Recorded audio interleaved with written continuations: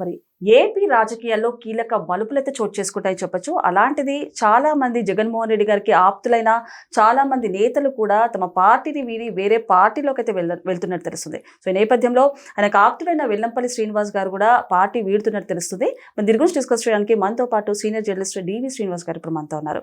నమస్తే సార్. నమస్తే సార్. ఇప్పుడు చూసుకుంటే ఏపీలో పాలిటిక్స్ అయితే హీట్ ఎక్కుతున్నాయి. అలాంటిది జగన్మోహన్ రెడ్డి గారికి దగ్గరి వాళ్ళైనా కూడా పార్టీ నాయకులు కానివ్వండి, కార్యకర్తలు కానివ్వండి, వైసీపీ పార్టీని వీడి చాలా మంది వేరే పార్టీలోకి వెళ్తున్నట్టు కూడా వార్తలు అయితే వినిపిస్తున్నాయి. ఏమంటారు సార్? అంటే 2.0 ఓకే, రెసిగ్నేషన్స్ 2.0 అంటే ఏంటిది? రాజీనామాలు 2.0 అనమాట. మొన్నేమో రెసిగ్నేషన్స్ 1.0. జగన్ వదిలేసి వెళ్ళిపోతున్నారంటే ఇవాళ జగన్ అంటే ఒక అపనమ్మకం, జగన్ అంటే ఒక అభద్రత. జగన్కే భవిష్యత్తు లేనప్పుడు ఇంకా నాకు భవిష్యత్తు ఎందుకు ఉంటుంది? అందుకే ఎవరి దారాళ్ళు చూసుకుంటున్నారు. ఎన్నికలకు ముందు అదే పరిస్థితి. వలసలు మొత్తం అందరు రాజీనామా చేసేసి వెళ్ళిపోయారు. ఎవరైతే జగన్ వదిలేసి వెళ్ళిపోయారో వాళ్ళందరూ బాగుపడ్డారు. ఎవరైతే జగన్తో పాటు నడిచారో వాళ్ళందరూ నాశనం అయిపోయారు. ఇప్పుడు కోటమిరెడ్డి శ్రీధర్ రెడ్డి జగన్ వదిలేశాడు, ఎమ్మెల్యేగా బంపర్ మెజార్టీతో గెలిచాడు. వేమిరెడ్డి ప్రభాకర్ రెడ్డి, వేమిరెడ్డి ప్రశాంతి రిజైన్ చేసి బయటకు వెళ్ళారు, తెలుగుదేశంలో చేరారు. ఆయన 2.5 లక్షల ఓట్లతో గెలిచాడు, ఈమె 50-60 వేల మెజార్టీతో గెలిచింది. అంటే జగన్ వదిలేశాడు. ఆనం రామనారాయణ రెడ్డి బ్రహ్మాండంగా గెలిచాడు. బాలశౌరి జగన్ అవమానించాడు. మచిలీపట్నం ఎంపీ వల్లభనేని బాలశౌరి రాజశేఖర రెడ్డికి పెట్. నీ తండ్రికి నచ్చినాడు, నీకు నచ్చలా. ఏం చేశాడు? ఇరిగిపోయింది మనసు. జగన్ మీద మనసు ఇరిగిపోయిన వాళ్ళంతా ఏం చేస్తున్నారు? వేరే పార్టీల్లోకి వెళ్ళిపోయారు. జనసేనలో గెలిచి అతను 2.5 లక్షల ఓట్ల మెజార్టీతో గెలిచాడు. కృష్ణదేవరాయలు జగన్ వదిలేశాడు, బంపారు తెలుగుదేశంలో చేరాడు, గుంటూరు ఎంపీ అయిపోయాడు. అంటే ఎన్నికలకు ముందు ఇది ఏది? ఎవరైతే జగన్ వదిలేశారో వాళ్ళు అసలు మామూలు మెజార్టీతో గెలవాల. పోనీ నమ్ముకున్నాళ్ళు కంటెస్ట్ చేశారు, డిపాజిట్లు పోయినాయి. అరే 11 మంది గెలిచేది, 164 మంది ఓడిపోయారు. అంటే ఎంపీలు 4 గెలిచేది, 21 మంది ఎంపీ అభ్యర్థులు ఓడిపోయారు. ఇతన్ని నమ్ముకుని వాళ్ళ రాజకీయ జీవితాన్ని ఎంత అంధకార బంధురం చేసుకున్నారు. సరే, ఎన్నికల ఎపిసోడ్ అయిపోయింది. తర్వాత ప్రతిపక్షం ఇదన్నా సరిగ్గా ఏడ్చాడా? దీన్ని నాశనం చేశాడు. ప్రతిపక్షంగా నువ్వేం చేయాలా? పోరాటం చేయాలి. పారిపోతావా? ఎంత దూరం అని పారిపోతావు? ఎక్కడికని పారిపోతావు? ఎక్కడ దాక్కుంటావు? అక్కడ యలహంకలో 5 రోజులు అంటాడు, బయటికి రాడు. అది అసలు పెద్ద కోట, ఎవరిని లోపలికి రానీరు. ఇక్కడికి వచ్చి 2 నిద్రలు చేయడానికి ఇతనికి పెట్టలాడుతుంది. అరే మంగళవారం వస్తావు, మళ్ళా గురువారం జంప్. ఎందుకు అసలు ఆ మొక్కుబడిగా పార్టీని నడిపితే ఎంత, నడపకపోతే ఎంత? మూసేసుకోవచ్చు కదా. అంటే ఇప్పుడు జగన్మోహన్ రెడ్డి 11 మంది ఎమ్మెల్యేలను గెలిపిస్తే శాసనసభకి వెళ్ళాలి కదా. ఇప్పుడు నువ్వు బంగారుపాలెం వెళ్ళావు, బంగారుపాలెం మామిడి రైతులు ఏదో గందరగోళం అన్నావు. ఆ మామిడి రైతుల గురించి అసెంబ్లీలో మాట్లాడు. పొదిలి వెళ్తావు, పొగాకు రైతులు అన్నావు, అక్కడ బేళ్లన్నీ తొక్కి పారేశారు. ఆ పొగాకు రైతుల గురించి అసెంబ్లీలో మాట్లాడు. గుంటూరు మిర్చి యార్డుకి వెళ్ళావు, మిర్చి టిక్కీలు ఎత్తుపోయారంట మీ వాళ్ళంతా, అదో పెద్ద గుహాల. సరే, అది తీసి పక్కన పెట్టు. ఆ మిర్చి రైతుల గురించి శాసనసభలో మాట్లాడు. అబ్బే, అసెంబ్లీకి వెళ్ళాలంటే ఠార్. ఎందుకు ఠార్ అంటే అక్కడ ఎవరున్నారు? అయ్యన్న పాత్రను చూస్తే ఠార్ ఎత్తుతుందా? RRR. రఘురామకృష్ణరాజును చూస్తే రోజా ఏదో తడుస్తుందా అని. అంటే ఇవాళ జగన్మోహన్ రెడ్డి ఎందుకు ఇంత భయపడుతున్నాడు శాసనసభకి వెళ్ళటానికి?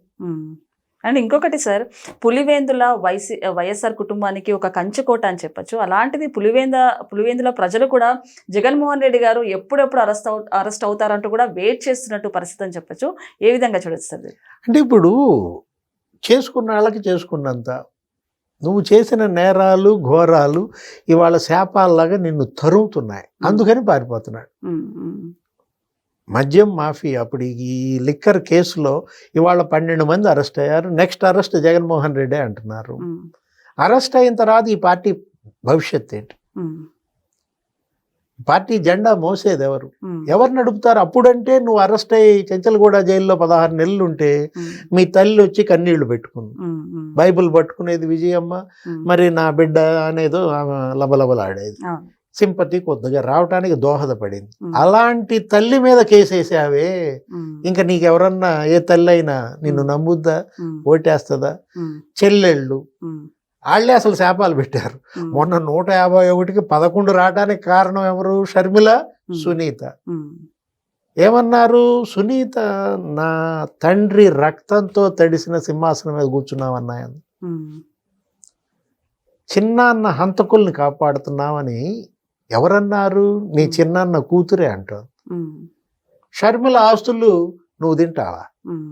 షర్మిల బిడ్డలు 2 పిల్లలకి ఇవ్వాల్సినటువంటి ఆస్తి రాజశేఖర రెడ్డి ఆయన సంపాదించిందంటూ సగం వాళ్ళకి ఇవ్వాల్సింది ఇవ్వాలనేమో నీ తల్లి చెప్తోంది, నువ్వేమో చెల్లి మీద ప్రేమ ఇరిగిపోయిందంటావు. సార్, ఇంకొకటి, జగన్మోహన్ రెడ్డి గారికి ఆప్తులైన సజ్జల రామకృష్ణారెడ్డి గారు కూడా నెక్స్ట్ జగన్మోహన్ రెడ్డి గారు అరెస్ట్ అంటూ కూడా ఆయన టీవీ ప్రతినిధులను మరీ పిలిచి మరీ ప్రమోట్ చేస్తున్నారు. ఏంటి సార్, అంటే జగన్మోహన్ రెడ్డి గారు ఒకవేళ అరెస్ట్ అయిపోతే తర్వాత ఆ పాత్ర ఏంటంటారు? సజ్జల రామకృష్ణారెడ్డి గారి పాత్ర ఏంటంటారు? అంటే ఆ పార్టీ అధ్యక్ష పదవి నువ్వు తీసుకుందామనా? అసలే ఆ పార్టీ అదేంటి, అది కొలాప్స్ కంప్లీట్గా. ఇవాళ ఆ పార్టీ ఏంటి, కూలిపోతుంటే ఆ పార్టీ నువ్వేం చేసుకుంటావు? అంటే ఇదంతా ఏంటంటే, ఇప్పుడు పులి వేటాడింది అనుకో, వేటాడిన దగ్గర ఒక నక్క వచ్చి కింద పడ్డటువంటి ఆ ముక్కలన్నీ ఏరుకుంటా ఉంటుంది. అదనమాట వీళ్ళందరూ కూడా. ఇక్కడ ఇప్పుడు మనం తీసుకున్నట్లయితే ఎందుకు ఇంతగా జగన్మోహన్ రెడ్డిని నమ్మట్లేదంటే, తల్లే నమ్మలేదు, చెల్లెళ్ళు నమ్మలేదు, కుటుంబంలోనే పరపతి కోల్పోయినాడు, పార్టీలో పరపతి ఏముంటుంది? వెల్లంపల్లి శ్రీనివాస్ అయినా ఇవాళ ఏంటి, అతను అనేక పార్టీలు మారాడు. ఇప్పుడు కృష్ణా జిల్లాలో మాజీ మంత్రిగా ప్రజారాజ్యంలో ఉండేవాడు, గతంలో బీజేపీలోకి కూడా వెళ్ళాడు, వైసీపీలోకి వచ్చాడు. పాపం జగన్ ఏ మాట అనమంటే ఆ మాట అనేవాడు, నోటి దోల ఎక్కువే.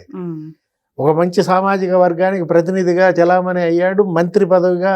మరి అతను అనేక అవినీతి కుంభకోణాల్లో అతని పేరు మారు మోగింది. అప్పుడు ఆ దేవాదాయ శాఖ మంత్రిగా అనేక సత్రాలు కబ్జా చేశారని అనేక ఆరోపణలు వచ్చిన నేపథ్యంలో ఇప్పుడు వెల్లంపల్లి శ్రీనివాసే నిన్ను వదిలేస్తే, ఎన్నికల తర్వాత మనం చూసాం ఆళ్ల నాని నీకు ఉప ముఖ్యమంత్రిగా పనిచేశాడు, మంచి జెంటిల్మెన్, అప్పట్లో మెడికల్ అండ్ హెల్త్ చూసేవాడు, ఆరోగ్య శాఖ మంత్రి. అట్లాంటి ఆయన అసలు రాజీనామా చేసి పారేశాడు. ఆ ఏలూరులో మీ పార్టీ కార్యాలయానికి అద్దెకు కూడా ఇవ్వనన్నాడు, బిల్డింగ్ ఖాళీ చేయమన్నారు. మద్దాలి గిరి, గుంటూరు జిల్లాలో మరి కిలారి రోసయ్య, మాజీ ఎమ్మెల్యేలు రాజీనామా చేసి పారేశారు. అంటే ఎన్నికలైన తర్వాత రాజీనామాల సంగతి చెప్తున్నాను. అంటే జగన్ని ఇవాళ ఏంటి, అతనితో పాటు బాయిలో దుంకటానికి ఎవరు సిద్ధంగా లేరు. ఇప్పుడు ఇవాళ బండ కట్టుకుని ఇక జగన్మోహన్ రెడ్డి దూకటమే అన్నమాట బాయిలో. ఇవాళ ఇంకా ఎందుకు ఈ రాజకీయం, ఎందుకు నువ్వు పార్టీ నడపలేకపోతున్నావు? నువ్వు జైలుకి వెళ్తే పార్టీ నడిపే దిక్కు లేని పరిస్థితుల్లో నాకు 40% ఓట్ బ్యాంక్ ఉంది, నేను ఎక్కడికి వెళ్తే అక్కడ జనం బ్రహ్మరథం పడుతున్నారు, డబ్బు ఎదజల్లుతున్నావు, ఆ డబ్బుల కోసం జనం వస్తున్నారు. ఇప్పుడు నిన్న నెల్లూరు వెళ్ళాడు, జనం వచ్చారా? జనం రాకపోతే బంగారుపాలెం వీడియోలు తీసుకొచ్చి ప్లే చేశారంటే ఆ సాక్షి ఛానల్లో, అది గోల పడుతుంది. అరే నెల్లూరులో బంగారుపాలెం ఎక్కడుందిరా నాయన అంటున్నారు వాళ్ళు. అంటే ఏదో రకంగా మసిబూసి మారేడుకాయ చేసి పార్టీని నడుపుదామంటే ఎంతకాలం నడవదు. ఈ పార్టీ నడిచే ప్రసక్తి లేదన్నమాట. ఓకే సార్, నమస్తే.